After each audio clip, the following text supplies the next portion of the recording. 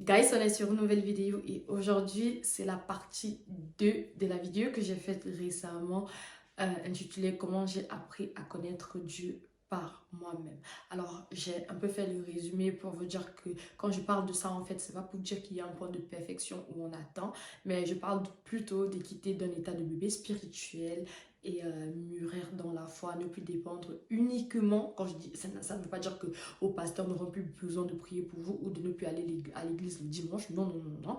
Je parle du fait de ne plus se limiter uniquement sur ce qu'on entend les autres dire à propos de Dieu, mais de faire nos propres expériences. Ouais, genre, un peu notre un à un avec Jésus. Ok?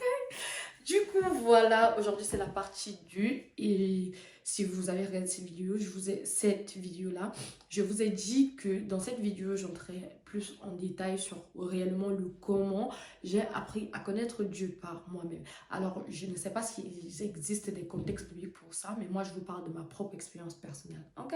Du coup, la première manière, en fait, par laquelle j'ai appris à connaître Dieu par moi-même, c'est le classique, la lecture de la parole et la prière. Alors, quand je dis ça, bien évidemment, il y a le fait de lire un truc que j'aime bien souvent faire, un truc que j'ai commencé à faire, pardon, que j'ai vu ma foi commencer à s'évoluer. C'était vraiment de me donner la discipline parce que je vais pas vous mentir. C'est pas comme si je restais là tous les jours en voulant lire la parole de Dieu, non. Je me rappelle au tout début, c'était galère. Je m'endormais devant la Bible. Vraiment, il y avait des moments où je n'avais pas du tout envie de lire.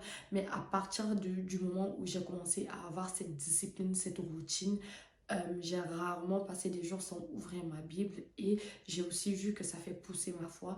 Je le fais généralement en fonction de l'organisation de ma journée. Si je dois sortir tout le matin, je le fais le soir. Si c'est une journée que je vais passer à la maison, alors je le fais le matin avant de commencer ma journée. Euh, voilà, ça m'aide énormément à voir réellement, à connaître le caractère de Jésus un peu, à savoir ce que Dieu attend de moi en tant que personne et tout, à connaître les promesses de Dieu, à savoir qu'il sera toujours avec moi, qu'il ne me délaissera pas. Et pour les moments réellement où je me sens faible, en fait, je sais de par la parole de Dieu, en fait, que celui qui a commencé une bonne œuvre en moi la continuera jusqu'au jour du Seigneur. Ok? Et quand je dis la lecture de la parole de Dieu et la prière, ça veut dire que c'est la prière, en fait, qui va commencer cette communication avec Dieu, en fait, parce que c'est ma définition de la prière, c'est réellement la communication avec Dieu. Ça veut dire qu'on parle, Dieu nous répond et Dieu nous répond et Dieu nous parle et nous on lui répond.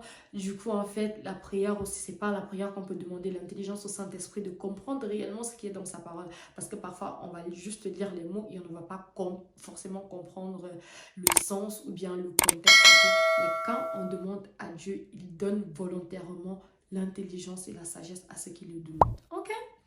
La deuxième manière que j'ai appris à connaître Dieu, c'était l'obéissance. Alors, franchement, pause. Parce que j'entends déjà les gens crier comment toi tu veux trop dire que tu obéis trop à la parole de Dieu. Non, je ne suis pas parfaite, mais je fais de mon mieux. Et je le dis vraiment de tout cœur, du vois mon cœur. Genre, je fais de mon mieux en fait.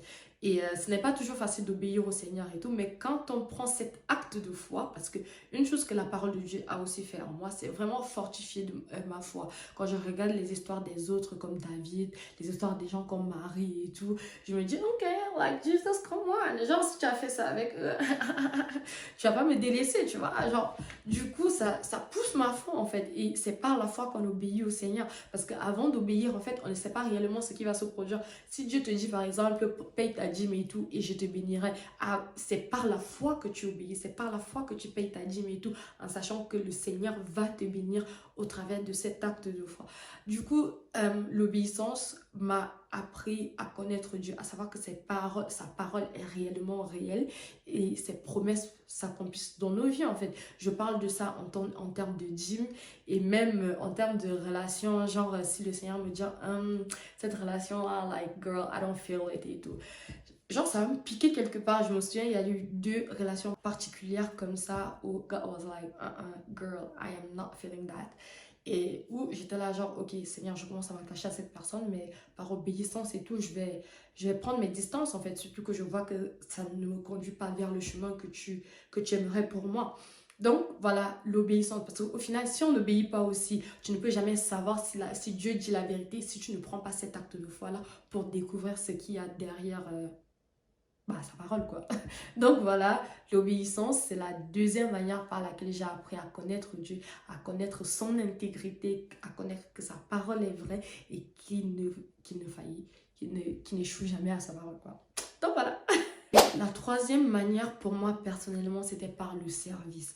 Alors, je ne prétends pas être une grande servante de Dieu et tout, mais récemment, j'ai commencé à m'investir dans les choses de Dieu, c'est-à-dire vraiment à disposer de mon temps pour faire certaines choses dans dans notre église.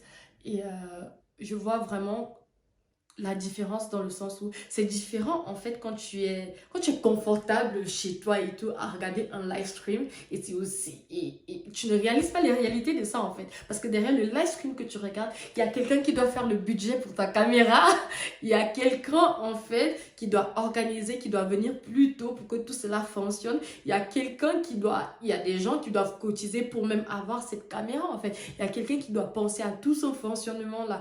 Du coup, pour moi, ça me fait comprendre de mieux en mieux, en fait, pourquoi certaines choses de la parole de Dieu sont comme elle est. Par exemple, la dîme. Frère, la dîme, en fait, c'est pour subvenir aux besoins de l'Église et aux besoins de nos leaders, en fait, qui s'investissent, j'ai envie de dire, H24, en fait, pour nourrir notre foi qui perpétuera jusqu'à notre éternité.